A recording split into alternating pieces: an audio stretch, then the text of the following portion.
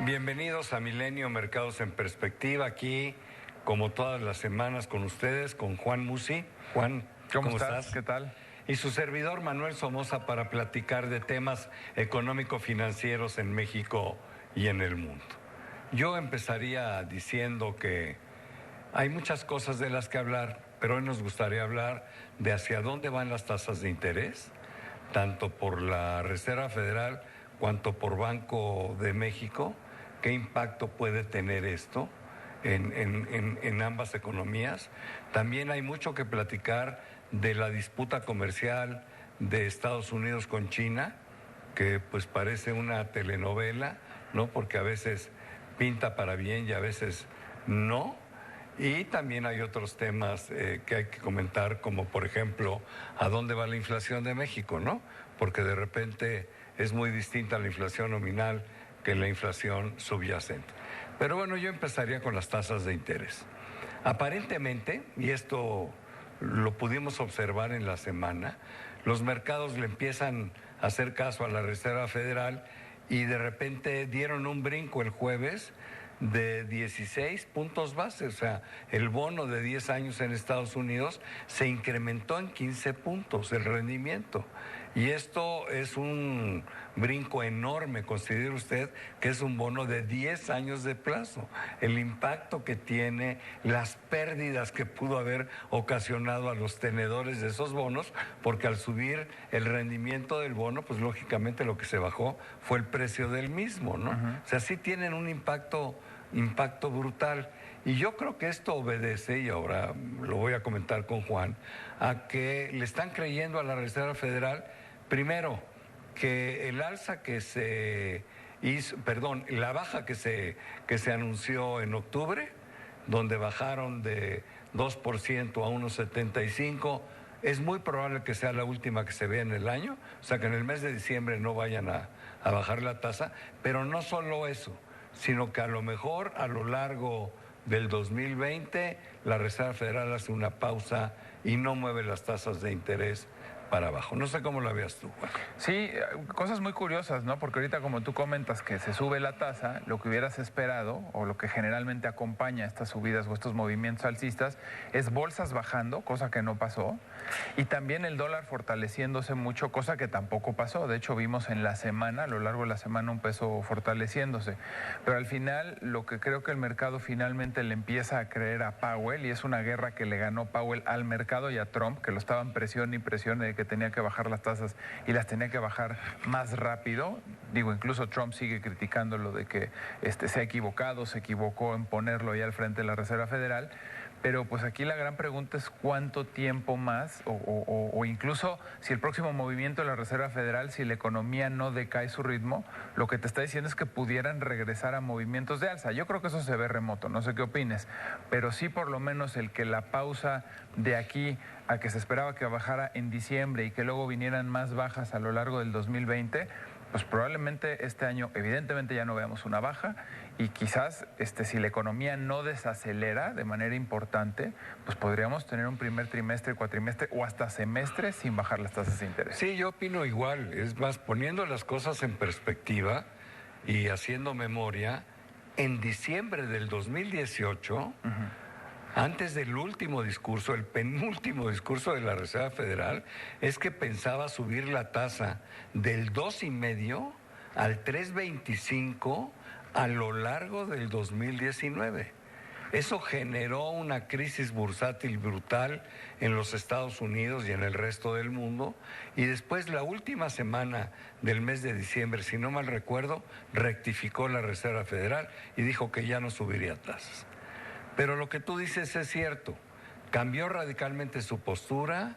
Este año ha bajado 3 veces la tasa, del 2,5 al 1,75, pero tiene en la memoria la necesidad de volver a llevar esa tasa a su nivel neutral, que es de entre 3,25 y 3,5%. O sea que la Reserva Federal lo que más le gustaría es no mover las tasas y eventualmente cuando la economía vuelva a tomar esa fortaleza que antes tenía, empezar nuevamente a subir la tasa para llevarla a su nivel neutral y también reducir ese balance tan grandote de la Fed con lo cual engordó cuando le compró a los bancos todos los bonos que tenían en sus balances, ¿no? Entonces, sí fue un cambio brutal, pero lo que viene hacia adelante, pues yo creo que va a ser data dependiente, ¿no? Si la economía se desacelera mucho, pudiera haber una nueva baja, pero pues tampoco los datos que estamos viendo nos dicen que se vaya a desacelerar tanto, ¿no? Probablemente dependerá de si Estados Unidos entra o no a una guerra en serio comercial con China. Yo creo que el movimiento de alza se antoja muy remoto a estas alturas porque que no se nos olvide que entran al 11º año de crecimiento. El ciclo económico de expansión en Estados Unidos es por mucho el más largo en la historia. Los ciclos han durado históricamente 7 años. Este ya rebasa por 4 años al promedio.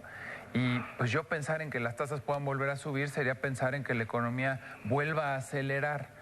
Algo tendría que hacer Trump, aparte de no llevar a cabo la guerra tiene comercial. que terminar el ciclo y se tiene que recuperar la economía. Pues yo creo Solo hubo uno igual de largo, ahorita lo estamos empatando, que fue con Clinton, pero en unos cuantos meses este ciclo va a romper récord. Sí, bueno, y esto evidentemente ahorita lo comentamos, pero pues va a tener influencia en el mundo en general, porque pues la Fed, así como marcó la pauta para subir las tasas en su momento del 14 en adelante y los bancos centrales lo seguimos, pues la Fed ahora ha marcado la pauta para que todos los bancos centrales del mundo también empiecen sus movimientos. Ahora, Banco de México tiene su reunión el próximo día 14, la tiene difícil. Hay una parte del mercado, principalmente los bancos, están presionando al Banco Central para que la baja sea de 50 puntos base. Caramba, sí hay la ventana de oportunidad, pero yo creo, sin que me sienta soberbio para darle consejos al Banco de México, yo no haría la baja de 50 puntos base. Yo guardaría mis municiones para cuando mejor se necesiten y bajaría simplemente 1/4 de punto. Primero, el problema del estancamiento de la economía mexicana no es un tema de tasas de interés. No lo va a resolver con la tasa Es un tema de confianza, es un tema de un montón de cosas que hoy no vamos a discutir, pero no es un tema de tasa de interés. Claro, el hecho de que las tasas de interés bajen un poco ayuda, sí ayuda, pero muy poco. Pero no va a cambiar la expectativa de que este año no crezcamos, como está dada, y que el año entrante el crecimiento venga en 1.3%. Banco de México no puede influir ahí con una baja en las tasas de interés. En cambio, sí pone el riesgo que todo el dinero que los extranjeros tienen invertido en pesos, que son 2.1 billones en castellano, 2,000 millones de millones, que están aquí simplemente porque les encanta la tasa de interés, bueno, pues si se las bajan demasiado, pues simplemente ya no quieran estar aquí y entonces vendan sus bonos, reciban sus pesos y con eso vayan a la ventanilla de cambios a comprar sus dólares. Es lo peor que nos podía pasar y yo creo que ¿para qué tomar ese riesgo? Yo con la misma humildad que tú comentas, también le sugeriría al Banco Central considerar bajar nada más 1/4 de punto. Sí. El Producto Interno Bruto del país no se va a beneficiar en nada, me atrevo a decirte en absolutamente nada por bajar 1/4 de punto más. El riesgo de que de por sí se ha salido dinero este año. El flujo de esta cantidad que tú mencionas en el año es negativo. Sí, muy es cierto poquito. que les encanta la tasa de interés. Pero muy poquito. Pero ¿no? se ha salido dinero, no ha llegado. ¿no? O sea, el número es negativo. Bajando las tasas de interés 1/4 de punto arriba de lo que esperamos tú y yo, es decir, 0.5, pone en riesgo que se salga más dinero y que el tipo de cambio se te dispare. Y por último te diría, es cierto que la inflación va bien. Va bien porque estamos en 3.02 en lo que va del año, podríamos terminar en 3.15, pero la inflación subyacente, esta que descuenta todos los componentes más volátiles, está en 3.68. O sea, tampoco es que se pueda relajar mucho la política monetaria porque tengas una inflación bajísima. Creo que son 3 argumentos sólidos. Sí, y además, bueno, pues la baja que hemos visto en la inflación este año, pues también es producto de bajas que no esperábamos en muchos productos agrícolas, ¿no? El tema del pico de gallo, ¿no? Sí. El chile, el jitomate y la cebolla nos han beneficiado, pero de la misma manera como bajan, esos son productos que suben los precios por cualquier condición. O sea que no hay que cantar victoria en términos de la inflación. Sí se ha hecho un buen trabajo, sí va hacia abajo, pero la subyacente no se ha movido. Ahora bien, lo que más está atormentando a los inversionistas, me incluyo, es el famoso tema comercial, porque de él dependen un montón de cosas.